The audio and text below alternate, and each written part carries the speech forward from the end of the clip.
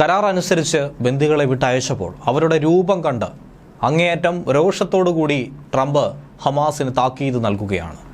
America Palestine ഏറ്റെടുക്കാനായി പോകുന്നു. ഒരു പലസ്തീനുകളും ഇനി ഗാസയുടെ മേൽ അവകാശം ഉന്നയിച്ച് രംഗത്ത് വരികയും വേണ്ട.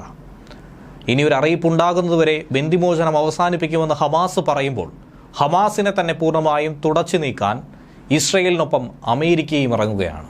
എല്ലാ ബന്ദികളെയും ശനിയാഴ്ച ഉച്ചയോടുകൂടി വിട്ടയച്ചില്ലെങ്കിൽ വെടിനിർത്തൽ കരാർ തങ്ങൾ തന്നെ അവസാനിപ്പിക്കുമെന്നാണ് ഡൊണാൾഡ് ട്രംപ് പ്രഖ്യാപിച്ചിരിക്കുന്നത്. ഇന്നലെ രാത്രി മാധ്യമങ്ങളോട് സംസാരിക്കുമ്പോഴാണ് ബന്ദികളുടെ ദൃശ്യങ്ങൾ താൻ കണ്ടു, അവർ വളരെയധികം ക്ഷീണിച്ചിരിക്കുന്നു, ഏറ്റവും അധികം മോശം അവസ്ഥയിലൂടെയാണ് അവർ കടന്നു പോയിരിക്കുന്നതെന്നും ട്രംപ് പറയുകയാണ്. ഞാൻ ബന്ദികളെ നോക്കി, അവർ മെലിഞ്ഞു, 1930കളിലെ എന്തോ പോലെ ഓർമ്മ വന്നു. വളരെ തികഞ്ഞ അപമാനമായിട്ടാണ് ഇതിനെ നോക്കി കാണേണ്ടത്.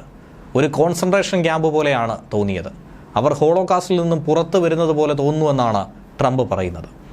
ബന്ദികളെ പൂർണ്ണമായും വിട്ടയച്ചില്ലെങ്കിൽ ഹമാസിനെതിരായിട്ടുള്ള ആക്രമണത്തിൽ അമേരിക്കൻ സൈന്യം ഇസ്രയേലിനൊപ്പം ചേരുമോ എന്നൊരു ചോദ്യം മാധ്യമപ്രവർത്തകർ ഉന്നയിച്ചപ്പോൾ ഞാൻ എന്താണ് ഉദ്ദേശിക്കുന്നതെന്ന് ഹമാസ് തന്നെ മനസ്സിലാക്കുമെന്നാണ് ട്രംപ് മറുപടി പറയുന്നത്. ബന്ദികളിൽ പലരും മരിച്ചുവെന്ന് താൻ തന്നെ അനുമാനിക്കുന്നു.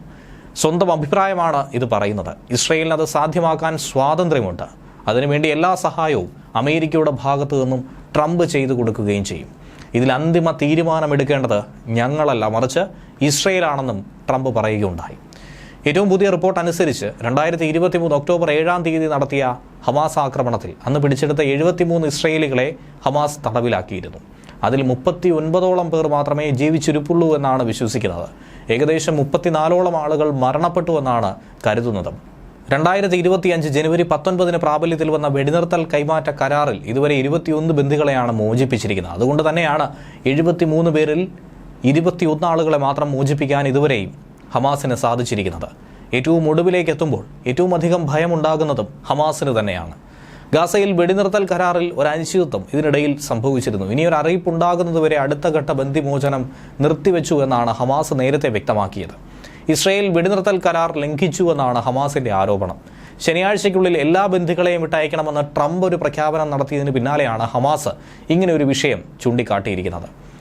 ഹമാസിന്റെ പ്രഖ്യാപനം വെടിനിർത്തൽ കരാറിന്റെ പൂർണ്ണമായ ലംഘനമാണെന്നാണ് ഇസ്രയേൽ പ്രതിരോധ മന്ത്രി ഇസ്രയേൽ കാറ്റ്സും പറയുന്നത്. ഏത് സാഹചര്യത്തെയും നേരിടാൻ തയ്യാറെടുക്കാൻ ഇസ്രയേൽ സൈന്യത്തോടും ആവശ്യപ്പെട്ടു. വീണ്ടും ഒരു ഭീകര യുദ്ധത്തിലേക്ക് ഇസ്രയേൽ പശ്ചിമേഷ്യൻ മേഖല കടക്കുമെന്ന കാര്യത്തിൽ സംശയമില്ല. എന്നാൽ ഇത്തവണ യുദ്ധമുഖത്തേക്ക് കടക്കുമ്പോൾ അമേരിക്കയും തോളോട് തോൾ ചേർന്നുണ്ടാകുമെന്നാണ് ട്രംപിന്റെ വാക്കുകളിലൂടെ മനസ്സിലാക്കാൻ.